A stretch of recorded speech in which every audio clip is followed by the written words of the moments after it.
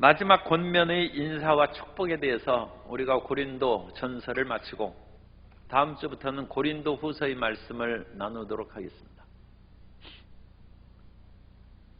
사람이 많이 배운 것이 좋은 것이 아니라 그 많이 배운 것을 실천할 수 있는 힘이 있어야 돼요.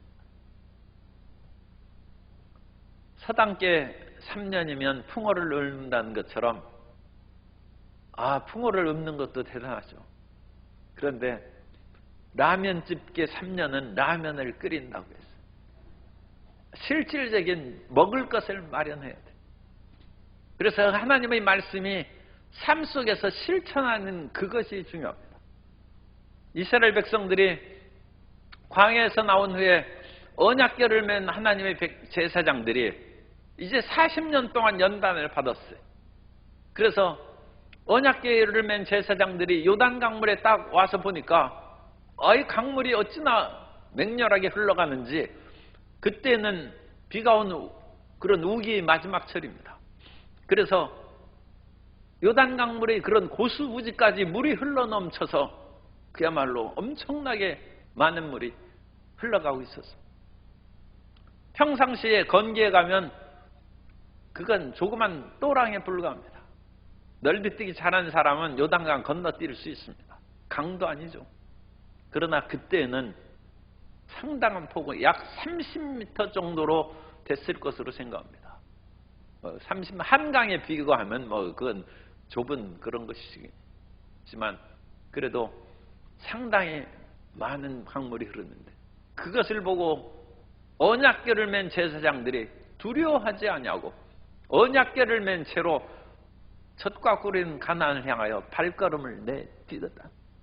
그래서 그 제사장의 발이 물에 잠길 때 하나님께서 물을 끊어주셨다고 했어요. 실천이 있을 때 하나님께서 역사하십니다. 사도 바울의 마지막 권면은 뭐겠어요? 지금까지 고린도전서에 수많은 얘기했어요. 분파로 나누어서 싸우지 말고 온갖 음행이나 또 자기 이해관계로 소송 문제로 그 외에 어지럽히지 말고, 처녀딸의 결혼 문제라든지 우상의 재물의 문제라든지 또 예배를 드릴 때 머리에 수건을 쓰는 문제라든지 덕을 세우는 문제에 대해서 얘기하고, 성령의 은사가 나타날 때 그 은사를 어떻게 정말로 하나님께 영광이 되도록 활용해야 될지 성령의 은사에 대해서 얘기하고, 그 다음에 그리스도의 부활과 재림에 대해서, 그리고 우리는 여러 가지 이 세상에서 어렵고 환난을 당하지만 우리는 다시 부활한다는 것입니다. 그래서 영원한 삶이 우리를 기다리고 있은즉 그런 엄청난 꿈과 비전 가운데 살아가라고 15장까지 말씀을 하시고, 16장에서도 권면한 후에 마지막 권면은 이제 그 모든 것을 담대하게 실천하며 살라는 그 말씀으로 마지막 권면을 끝냈습니다. 그래서 13절부터 14절까지는 여기에서 5개의 동사가 나오는데, 이 5개의 동사는 명령형으로 되어 있어요. 명령형으로. 첫 번째는 깨어나라는 것이에요. 깨어나라. 두 번째는 믿음에 굳게 서라. 굳게 서라. 세 번째는 남자다우라. 네 번째는 강건하라. 다섯 번째는 사랑으로 행하라. 그래서 이 5개의 명령을 하고 있습니다. 말씀을 듣기만 하고 그대로 주저앉아 살지 말고 실천하며 행하라. 명령하는 것입니다. 깨어나라는 것입니다. 옛날에 어렸을 때는 그런 말씀을 많이, 소년이로 항난석이니 일천광은 불가경이라. 어린이 보면 어린아이가 그야말로 언제 클까 싶은 생각도 들지만, 지나가서 놓고 어른이 보면 소년 순식간에 지나간다. 이팔 청춘 순식간에 지나간다. 그러니까 소년이로 항난성을 한 후에 미각지당 춘초몽이 됐어. 연못가의 풀이 지금 무성하게 푸른 빛으로 잘하고 있죠. 싹이 나는데 그래가지고 봄이구나. 정말 모든 것이 살아나고 따뜻한 그런 행복에 겨워 있을 때 그 꿈을 채 깨기도 전에 개전오엽이 추성이라. 계단 앞에 오동나무가 이미 가을 소리를 내고 잎이 떨어지기 시작한다. 순식간에 봄빛이 사라져버리고 가을이 다가옵니다. 이 세상의 즐거움이나 삶이 영원히 계속될 것 같은 생각 속에서 깨어나라는 거죠. 우리가 이 세상에서 살아갈 때는 전도서에 있는 것처럼 마음대로 살라는 것입니다. 그러나 내가 행한 일에 대하여 하나님이 물으실 날이 있다. 심판이 있을 줄 알라. 사실은 그 묘지 비명이 그런 식으로 되어 있는 것은 아닌데 어쨌든 어영부영하다가 죽었다는 거예요. 그러면서 그 묘지에 내 이럴 줄 알았다. 순식간에 사람이 죽어서 쓰러지는 거예요. 깨어나라는 것이죠. 깨어나. 그렇게 온갖 세상의 일들로 분파를 만들고 온갖 세상의 쾌락에 빠지고 우상의 재물이나 교회에 덕을 세우지 못하는 그런 것으로 제멋대로 살고 깨어나라는 것입니다. 고린도 교인들에게 경고하는 말씀과 아울러 깨어나서 새롭게 살아야 되는데 믿음에 굳게 서라는 거예요. 그 당시 그 믿음에 굳게 서라는 것은 이단도 들어오고 그래가지고 율법으로 말미암아 의를 얻을 수 있다는 그런 잘못된 가르침도 베풀고 그랬어요. 그래서 갈라디아 사람들에게는 경고도 했어요. 너희가 성령을 받은 것이 율법의 행위로냐 믿음으로냐 어찌 성령으로 시작했다가 육체로 마치겠느냐. 우리가 끝까지 믿어야 돼. 예수님을 믿음으로 시작했은즉 끝까지 믿고 하루하루를 살아가는 우리 모두가 돼야 될 줄로 믿습니다. 믿음에 굳게 섭니다. 우리는 처음 예수님을 믿을 때도 천부의 의지 없어서 손들고 왔고 이제도 먹을 것이 있고 살만하다 할지라도 천부의 의지 없어서 손들고 기도합니다. 끝까지 믿음으로 전진하는 성도 여러분 되시기를 주님으로부터 축복합니다. 그리고 남자다우라.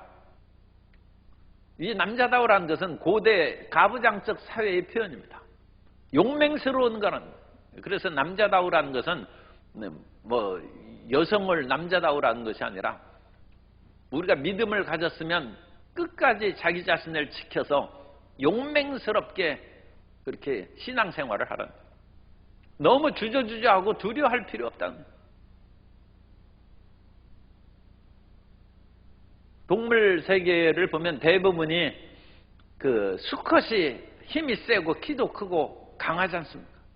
그러니까 이 고대적 표현으로 남자다우라는 것은 그런 강하고 용맹스러운. 그리고 전쟁이 나면 남자가 먼저 나가서 싸우는 것입니다. 그래서 원래 여자들이 일을 하고 여러 가지 집안 살림을 하는 것은 남자들이 전쟁에 나가 싸울 수 있는 힘을 비축하고 있으라는 거예요. 지금 설거지 하다가 전쟁 나가면 남자가 이 앞치마 풀고 정신없잖아요. 그러니까 여자가 설거지하고 있을 때는 남자는 주변을 살펴보고 언제 적군이 틈탈지 모르니까 그때 뛰어나가서 먼저 싸우고 가족을 보호하라는 거예요. 그게 남자의 일이었어요. 오늘날에는 뭐 그런 성적인 그런 차이가 많이 얘기를 하지 않고 이제 그러기 때문에 이런 표현들은 번역본에 따라서 이미 번역을 바꿔놨어요. 그래서 다른 번역을 보면 깨어 믿음에 굳게 서서 용맹스럽고 강건하라. 그런 식으로 아예 단어, 그러니까 문자 그대로 번역을 안 했어요. 그런데 그 문자 그대로는 2000년 전의 상황에 그냥 용맹스러운. 우리 성도님들은 권사님들에도 남자답게 용맹스럽게 교회를 지키고 수호하는 성도 여러분 되시기를 주님 이름으로 축복합니다. 그게 성경의 가르침입니다. 용맹스러운. 그리고 강건하라. 이 강건하라는 것은 물론 육체적인 힘도 말하지만 우리의 싸움은 혈과 육에 대한 싸움이 아니니까 성령의 능력으로 강건한 것입니다. 이단 사설에 대해서 대처할 수 있는 힘을 얻고 그런 모든 거짓된 것을 물리칠 수 있도록 심령이 굳세라는 것입니다. 그 심령이 연약한 사람들을 지금도 끊임없이 원수마귀가 우는 사자처럼 두루다니면서 삼킬 자를 찾는 것이고 지금 여전히 우리나라에서 이단들이 많이 활동하고 있습니다. 신천지 같은 데는 대놓고 포교 활동을 하고 이전엔 신천지라는 이름을 드러내지 않았어요. 그런데 오늘날에는 그렇게 드러내고 사람들을 자기들 속으로 유인하고 이끌어가는 그런 일을 행하고 있습니다. 그러므로 그런 모든 거짓된 것을 물리칠 수 있도록 심령이 굳세고 강건하고 또 수많은 사람들이 도덕적인 무능을 탁하고 인생이 모두 다 연약한데 좀 죄를 지었는데 용서해달라고 그러는데 이런 얘기는 좀 그렇긴 합니다만 술을 취해가지고 죄를 짓거나 교통사고 일으켜서 용서하고 그걸 가감해주는 그런 재판은 나는 그건 옳지 않다고 생각합니다. 아니 그런 것으로 인하여 죄를 지었으면 그건 오히려 더 큰 벌을 내립니다. 그런 것으로 말미암아 자기가 인사불성이 되고 심신이 미약한 상태에서 다른 사람을 파멸시켜도 된다는 그런 나약함이 어디 있습니까? 그런 건 있을 수 없어요. 원래 그런 마음이 나약한 사람을 돌보아주는 것이 올바른 재판이지 자기가 일로 그런 마약에 중독되어서 심신이 연약해지고 술에 알코올에 중독되어서 그런 것으로 인하여 다른 사람을 살상하고 어려움에 빠뜨리면 그런 길에 냄새도 맡지 말고 발을 들이지 못하도록 그런 것을 철저히 엄단하고 금지시킬 필요가 있습니다. 그래서 모든 심령들이 좀 굳세고 강건하라는 거예요. 강건하고 그런 속에 빠져들지 말고 그 다음에 다섯 번째로는 너희 모든 일을 사랑으로 행하라. 그래서 사도 바울이 우상의 제물에 있어서 내가 지식으로는 우상 제물은 아무것도 아니니까 먹어도 된다는 것입니다. 그러나 사도 바울이 또는 믿음이 강한 사람이 우상의 제물을 마음대로 먹는 것을 보고 어떤 사람은 우상의 제물에 비슷한 오늘날의 유혹거리 있죠. 성경에 기록되지 않는 그런 것들이 있는데 그런 것들을 마음대로 행해. 그거 뭐 성경에도 없고 큰 문제 아니다. 그러나 그것으로 인하여 믿음이 약한 사람은 잘못에 빠질 수 있고 시험에 들어서 우상제물을 먹고 고통을 당할 수도 있는데 믿음이 강한 사람이 행하는 것을 보고 믿음 약한 사람이 시험에 들 그런 위험이 있다면 사도 바울은 나는 평생 고기를 먹지 않을 것이다. 우상의 제물의 염려를 연약한 사람에게 조금도 영향을 끼치지 않겠다는 사랑으로 행한다. 그것이 사랑과 배려의 삶입니다. 우리 크리스찬들이 그렇게 사랑과 배려의 삶으로 살아가면 예수님 믿는 사람들이 존중을 받는 것입니다. 예수님 믿는 사람들은 다른 사람에 대한 사랑과 배려가 강한즉 그런 사람들은 이 사회에 꼭 필요한 존재다. 그렇게 다른 사람들이 존중해 주는 것입니다. 그런데 그 예수님을 믿는 사람이 다른 사람에 대한 배려와 존중이 전혀 없이 산다면 일반 사람들이 그 사람들이 이 사회에 무슨 유익이 있느냐? 크리스찬이 교회가 이 사회에 무슨 유익이 있느냐? 그런 비난을 받을 수가 있다는 것입니다. 그래서 우리는 예수를 위하여 나의 마음의 그런 욕심과 내 삶의 편안함을 위해서는 그렇게 행동하기가 어려워요. 그러나 우리는 예수님을 위해서 교회를 위하여 우리 자신을 절제하고 우리 자신을 참아 덕을 세우고 사랑을 행하는 삶을 살아야 된다는 것입니다. 그래서 이 2절 13절과 14절의 5가지 명령형을 실천하라는 이 마지막의 권면이에요. 마지막 권면. 그래서 오늘날 우리가 어떤 일을 하든지 간에 내가 믿음의 진보에 실천하는 것이 있는가? 그것을 생각하시면 됩니다. 지식은 사람을 교만하게 하고 사람을 피곤하게 하는 거예요. 그 지식이 왜 필요합니까? 실천하기 위해서 필요합니다. 안 것을 삶 속에 구현시키기 위해서 전진해 나아가는 우리가 돼야 될 줄로 믿습니다. 그리고 15절부터 이제 18절까지는 형제들아 스데바나의 집은 곧 아가의 첫 열매요. 그래서 스데바나는 스데반하고 같은 그런 어근에서 나온 단어입니다. 스데바나나 스데반이나 다 멸류관인 뜻이에요. 멸류관. 그런데 스데반은 스데바노스, 헬라어로 스데바노스고 스데바나는 스데바나스에서 그 뒤에 있는 모음이 틀립니다. 그러나 어쨌든 같은 그 어근에서 나온 멸류관이라는 뜻의 이름이에요. 그런데 이분이 아주 놀라워요. 스데바나의 집은 곧 아가야의 첫 열매다. 이 고린도 지방에서 사도 바울이 전도해서 처음 열매가 이 스데바나의 집에 스데반과 그 가족 주 예수를 믿으라 그러면 내 집이 구원을 받으라 한 말씀처럼 스데반 한 사람만 믿은 것이 아니라 그 온 가정이 다 믿었어요. 그래서 스데바나의 집이라고 했죠. 그런데 그 가장이 스데바나예요. 아가의 첫 열매. 오늘 권사님이 기도할 때도 세가족 초청 사랑과 행복 나눔의 그런 초청을 했는데 이 교구는 일단 지난주까지 끝났어요. 그런데 이제 일 끝났다고 생각하면 큰 잘못이에요.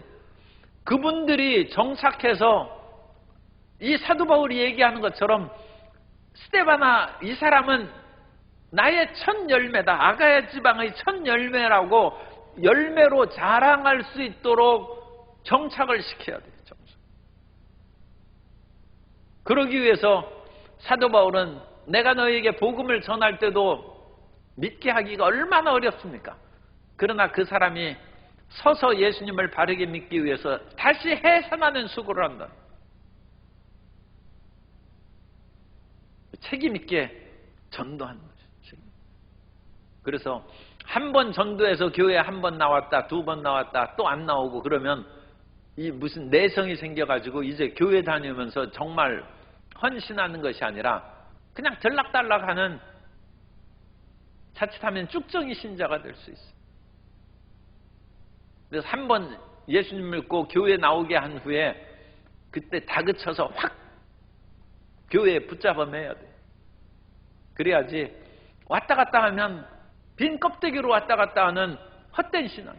나도 교회 가봤다는 그런 말만 하지 진정한 신앙을 갖지 못할 위험이 있습니다.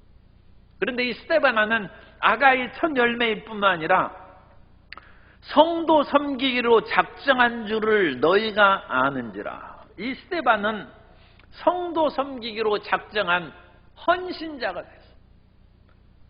세상에 여러 가지 우리가 비전을 가질 수 있죠. 세상에 내가 많은 물질을 가지고 사람들을 이렇게 유익하게 하고 권력을 가진 자리에서 좋은 법과 제도로서 사람들을 평화롭게 하고 여러 가지 꿈을 갖고 과학자의 꿈을 갖고 경제인이나 학자의 꿈을 갖고 예술가의 꿈을 갖고 많은 그런 비전을 가질 수 있어요. 그런데 이 스데바나는 성도 섬기기로 꿈을 성도 섬기기로 작정을 했다. 이런 분들이 교회에 종종 있어요. 그래서 교회 안에서 굳은 일을 마다하지 않냐고 여러 가지 성도를 섬기는 일이 있는데 이 성도를 섬기는 일은 엄청난 은사입니다. 엄청난 은사로 이 세상에는 빛을 발하지 못하고 많은 사람들에게 존경과 감사를 받지 못하지만 그 대신에 하늘나라에서 어마어마한 상이 있어요.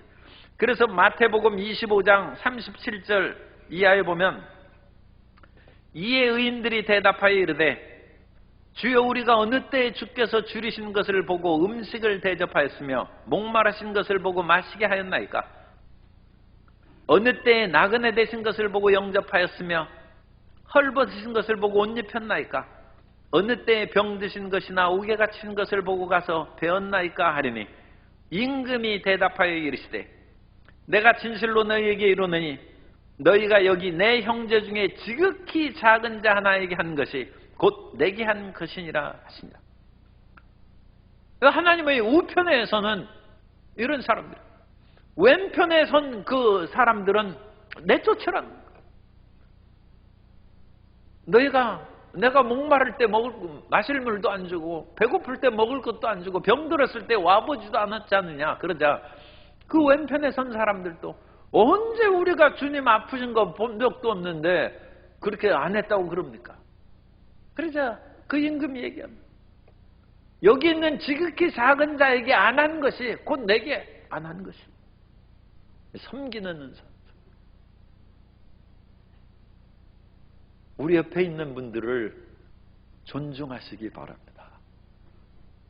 그분이 면류관이, 그분이 상급입니다. 그런 분들은 없지만 그분들을 무시하는 것이 상을 잃는 거예요. 그런데 스데바나는 성도들을 섬기기로 작정했다. 사도 바울은 고린도 교회에서 서로 잘난 척하는 사람들에게 마지막 권면에 스데바나의 그 간증을 한 작정한 줄을 너희가 아는지라 너희를 권한다. 그리고 이 17절, 이 16절을 이따 하겠습니다. 17절에 내가 스데바나와 부드나도와 아가유고가 온 것을 기뻐하노니 그들이 너희의 부족한 것을 채웠음이라. 너희의 부족한 것을 채웠다는 것은 너희로 말미암아 이 고린도 교회가 싸우고 온갖 일들이 많으니까 내 마음이 많이 아프고 그야말로 괴로운 것들을 이 스데바나가 와서 그 마음의 빈 마음, 허전한 마음을 채워주었다. 그래서 스데바나가 사도 바울에게 용기와 위로를 줬어. 고린도 교인들 내가 교회 세우고 전도했는데 몽땅 쓸만한 사람들이, 믿을 만한 그런 사람들이 없구나. 내가 무엇을 가르치고 설교를 하고 이제까지 헌신한 것들에 무슨 열매가 있는가.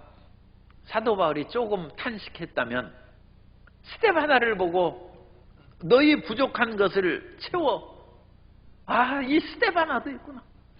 스데바나의 가족들을 이렇게 보니까 고린도에 가서 교회를 세우고 하나님 말씀 전하는 것에 용기와 희망이 솟아올라.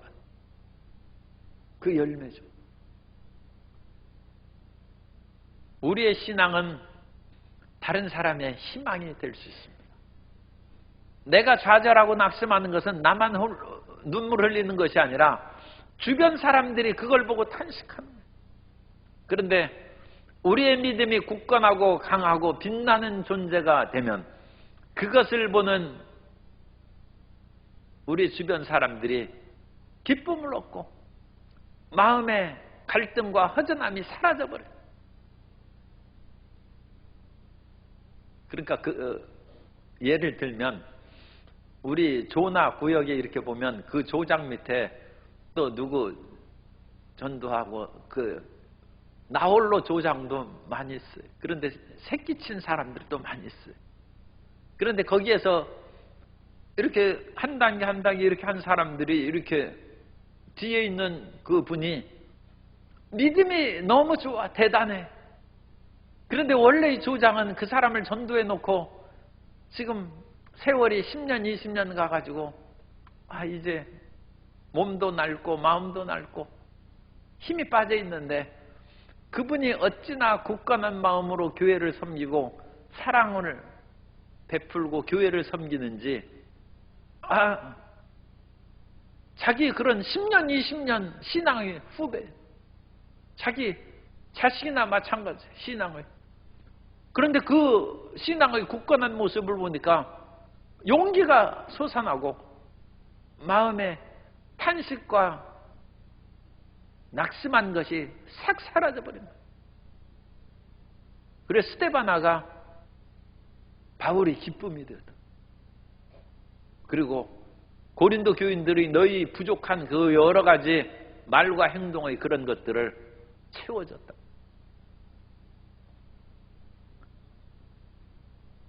우리의 신앙은 다른 사람의 희망입니다. 성도 여러분들이 다른 사람에게 낙심과 탄식의 기도를 올리게 하지 말고 다른 사람에게 기쁨과 희망이 되는 신앙의 발전이 있게 되시기를 주님 이름으로 축복합니다. 그리고 18절에 보면 그들이 나와 너희 마음을 시원하게 하였으니 시원하게 하였다고 했습니다. 이 스데바나는 믿음의 헌신자일 뿐만 아니라 지혜로운 신앙생활, 지혜가 있어요. 신앙생활에 있어서도 지혜가 있어서 모든 것을 잘 분별하고 올바르게 행해야 됩니다. 지금 사도 바울이 무엇이 마음이 아파하고 어떤 문제를 해결하기를 원하는지 그 마음을 헤아려서 스데바나가 바울이 전도한 스데바나가 오히려 바울의 마음을 헤아려서 마음을 시원하게 해줍니다. 최소한 자식은 그 정도는 키워야죠. 자식이 부모님 마음을 헤아려서 부모님의 마음을 시원하게 해주면 그 자식은 다 잘한 것이죠. 다 잘한 것이죠. 그런 자식을 만들면 부모님은 이제 교육 끝입니다. 그건 이미 성공한 거예요. 지자 열친이라고 했어요. 지혜로운 자식은 부모를 기쁘게 한다는 것입니다. 잠언서 10장 1절에 보면 솔로몬의 잠언이라 지혜로운 아들은 아비를 기쁘게 하거니와 미련한 아들은 어미의 근심이니라. 세가족 초청 행복 나눔 행사를 했는데 이분들이 이렇게 믿음이 성장했어요. 그래가지고 나의 첫 열매라고 자랑스럽게 얘기할 수 있을 뿐만 아니라 성도를 섬기는 헌신자로 그와 같이 활동을 하고 뿐만 아니라 복음을 증거한 사도 바울을 기쁨이 되는 거예요. 우리가 전도한 사람이 신앙이 정말로 훌륭하고 튼튼한 것을 보면 우리의 하늘의 상급이죠. 얼마나 기쁘겠습니까? 그리고 그런 사람들이 성경도 잘 알고 기도도 잘해가지고 우리 마음을 시원하게 해줘. 그래서 우리 신앙이 그런 사람을 봄으로 말미암아 마음도 굳세어지고 그게 교회가 성장하는 것입니다. 우리의 전도하고 다음 세대의 사람들이 신앙이 더 발전하여 그야말로 청출어남처럼 더 나아가는 교회의 모습이고 신앙의 진보가 이루어집니다. 그러므로 이런 사람들이 교회에 나타났을 때는 어떻게 해야 돼요? 그런 사람들을 알아주고 존중해줘야 돼요. 고린도 교회에서 이 스데바나와 같은 사람들이 있는데 그 사람들을 너희가 사도 바울이 아까 한 것처럼 16절을 제가 빼뜨렸죠. 이 같은 사람들과 또 함께 일하며 수고하는 모든 사람에게 순종하라고 했어요. 고린도 교인들이요 스데바나에게 순종하라는 거예요. 사도 바울에게 순종하는 것은 뭐 말할 것도 없거니와 거기에서 같이 신앙생활한 스데바나에게 순종하라는 거예요. 왜 스데바나에게 순종합니까? 스데바나는 공공의 유익을 위하고 교회의 유익을 위하여 일하는 사람이기 때문에 그런 사람의 말을 따르라는 것입니다. 스데바나보다 고린도 교회에서 지체도 더 높고 돈도 많은 사람도 있을 수 있어요. 그러나 그 사람들은 다른 사람을 성도를 섬기는 것이나 사도 바울을 기쁘게 하는 것, 마음을 시원하게 하는 그런 일은 못해요. 그냥 자기의 가진 옛날의 실력으로 그냥 어른 행세하려고 하는데 스데바나는 교회를 위하여 헌신하기로 작정한 사람이고, 자기를 복음 전도한 바울을 기쁘게 하고 그 마음을 헤아려 마음을 시원하게 하는 사람이 고린도 교회에 이러이러한 일을 하면 좋겠습니다 하고 고린도 교회에 재직회의 때 건의하면, 저거 나이도 나보다 어리고 돈도 없는데 하면서 그 사람 의견 무시하지 말고 그 사람한테 순종하라. 이런 사람에게 순종하라. 공공선을 이루고 공동유익을 일하여 지금 일하는 사람에게 힘을 보태주라. 자기는 아무것도 하지 않으면서 공동유익을 위하여 일하는 사람을 반대하고 그 사람을 무시하면 안 된다. 그래서 고린도 교회에서 스데바나를 하는 것을 순종하라. 뿐만 아니라 두 번째 이 스데바나를 18절에 이런 사람들을 알아주라고 그랬죠. 알아주라는. 이런 사람들이 정말로 존중받고 사랑받고 존경받을 인물이라는 것입니다. 그래서 그런 사람들이 일하는 것을 찾고 알아주고 더 많이 일할 수 있도록 힘을 실어주는 것이 고린도 교회가 사는 것이고, 그것이 교회가 사는 것이고, 직장에서는 직장이 사는 것이고, 그 회사를 위하고 회사 전체 유익을 위하여 일하는 그 사람을 다른 사람이 순종하고 그 사람의 계획과 비전을 따라서 사업 계획을 세우고 그 사람을 대우해서 자리를 높여주면 계속 회사가 발전하죠. 그런데 자기의 유익과 명예만을 생각하는 그런 사람들을 자꾸 높이고 그런 사람을 뒷줄에 서서 따라가고 그러면 결국 그 회사가 나중에 어찌 되겠습니까? 그 나라도 마찬가지죠. 나라 모든 지도자들이 국가의 발전과 이익을 위하여 꿈을 갖고 나아간 사람을 순종하고 존중해주면 그 나라가 발전하게 될 줄로 믿습니다. 그래서 이 스데바나에게 순종하라는 얘기가 아니에요. 스데바나의 사람에게 순종하라는 것이 아니라 나라, 이 교회 전체를 위하고 다른 사람을 섬기고 다른 사람을 기쁘게 하고 마음을 시원하게 해주는 그런 길로 나아간 사람을 순종하는, 그 사람이 보배라는 거예요. 지금은 그 사람이 스데바나니까 스데바나를 순종하고 그 사람을 존중하되, 스데바나가 나중에 변질됐다면 그때는 이제 존중하고 따라가면 안 되죠.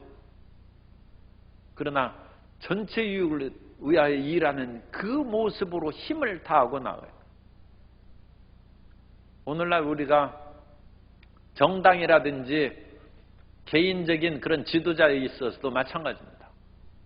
사람에게 매어달리면 안 되고 그 사람이 행하는 선을 향하여 그 사람이 행하는 공공의 유익에 우리가 힘을 보태줍니다. 그래야지 그 사람이 개인 유익을 위하고 공공유익을 저버리면 그 사람은 지지를 해주면 안 됩니다.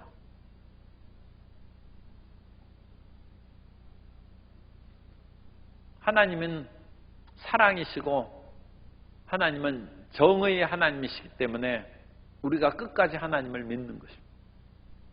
그래야지 그와 같은 사랑과 정의를 바꿔버리면 그것은 돌아서야죠. 그래서 우리는 사람에게 매이는 것이 아니라 선에 끌려 나아가는 것이고 진리를 위하여 나아가는 것이고 영원한 사랑을 위하여 헌신하는 삶을 살아가는 것입니다. 그래서 그것을 분명히 구별할 때 우리는 지혜롭게 일을 행할 수 있고, 물론 그거에 대해서 인간의 정이 있으니까 마음이 아프죠. 아프지만 그것을 위해서는 그건 기도해 주는 것이고 우리는 항상 선을 택하여 나아가야 됩니다. 19절부터 24절까지는 이제 사도 바울의 끝 문안 인사입니다. 문안 인사로 아시아의 교회들이, 그래서 사도 바울이 지금 에베소에서 편지를 쓰고 있어요. 그래서 에베소는 아시아의 지역입니다. 아시아의 교회들이 너희에게 고린도, 이건 그리스 지역이죠. 그리스 고린도 교회에 문안하고, 아굴라와 브리스가와 그 집에 있는 교회가 주 안에서 너희에게 문안하고, 아굴라는 고린도 교회에 담임한 적이 있었기 때문에 그 목회하는 모든 성도들과 함께 문안한 거예요. 그러니까 우리가 이제 제가 선교한 그런 일본 교회라든지 다른 교회 사람들하고 서로 문안하고 이제 소통을 해야 되는데 이제 그런 셈입니다. 그 다음에 20절 모든 형제도, 에베소에 있는 모든, 이 20절에 있는 모든 형제는 에베소 교인들을 특별히 얘기할 수 있습니다. 이제 내가 있는 에베소 교회의 모든 형제도 너희에게 문안하니 너희는 거룩하게 입맞춤으로 서로 문안하라. 홀리 키스라고 해서 초대 교회에서는 그 입맞추는 것이 있었어요. 그런데 이 입맞추는 것이 2세기부터 조금 문제가 생겨가지고 이성 간에는 입맞추는 것을 금지했어요. 그리고 4세기부터는 성직자가 성도들을 입맞추는 것도 금지했어요. 왜냐하면 사람들이, 오늘날도 서양 사람들은 그렇게 입맞추고 그런 것이 이제 낯선 사람에게 있습니다만 그런 것들이 여러 가지 부작용을 일으킬 수 있기 때문에 그런 행동을 이제 금지한 것이죠. 가룟 유다도 예수님을, 누가 예수님인지 신호로 했을 때 내가 입 맞추는 사람이 예수님이니까 그때 붙잡으라고 했어요. 그때 예수님께서 이 유다야 내가 입 맞춤으로 인자를 파느냐 했어요. 그래가지고 아무리 이름은 홀리 키스입니다만 키스 안 하는 것이 더 나은 그런 세상이 됐어요. 그러나 이 초대교회 사도 바울이 쓸 때에는 그런 큰 문제가 없었을 것입니다.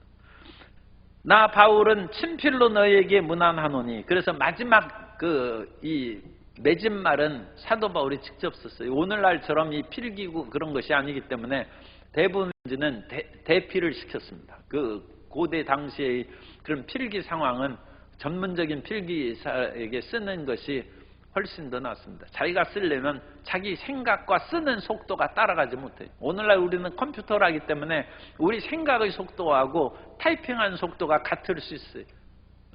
그러나 이 고대 세계에는 그 생각의 그런 것들이 훨씬 빠르고 글 쓰는 것은 너무 더뎌요.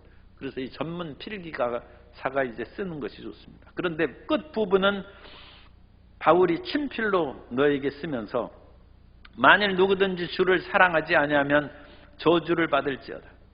그러니까 예수 그리스도에 대한 사랑의 열망으로 가득할 것을 당부하고, 우리 주여 오시옵소서, 그렇게 해서 이 사랑과 우리 주여 오시옵소서, 이것이 마라나타입니다. 그래서 제일 끝 마라나타로 이렇게, 마라나타는 아람어입니다. 아람어. 그래서 이 마라나타로 쓰여 있는 것을 우리 주여 오시옵소서 그렇게 번역을 했어요. 그래서 여기에 있는 것 오시옵소서, 거기에다가 자기 성경책에는 이렇게 볼펜으로 마라나타라고 써놓으세요. 마라나타. 그리고 23절 24절은 이제 축도입니다. 주 예수 그리스도의 은혜가 너희와 함께하고 나의 사랑이 그리스도 예수 안에서 너희 무리와 함께 할지어다. 그래서 그리스도의 은혜와 그리스도 예수의 은혜를 전달하는 목회자의 뜨거운 사랑이 고린도 교회에 함께 있어서 고린도 교회가 분파와 모든 문제에서 해결함을 받고 사랑 가운데 굳게 서도록 사도 바울이 마지막 축복 기도를 하고 있습니다. 오늘 우리가 고린도전서를 끝맺으면서 두 가지를 생각하시면 됩니다. 하나는 말씀을 듣는 것으로 충분하지 않다는 것입니다. 믿음은 들음에서 나오지만 믿음의 들음이 있으면 실천이 있어야 됩니다. 그래서 5가지 행하라는 명령을 했어요. 그리고 또 한 가지 기억해야 될 것은 스데바나의 신앙처럼 우리도 처음 전도하고 결신한 사람이 이런 훌륭한 신앙으로 성장한 그 모습을 우리가 봐야 된다는 것입니다. 우리의 자녀들이, 우리의 전도한 사람들이 성도들을 섬기고 우리 마음에 기쁨과 시원함을 주는 그런 신앙의 성숙함에 이르도록 끝까지 기도하고 그 사람들에 대한 관심과 배려를 잊지 않는 우리 성도님 되시기를 주님 이름으로 축복합니다.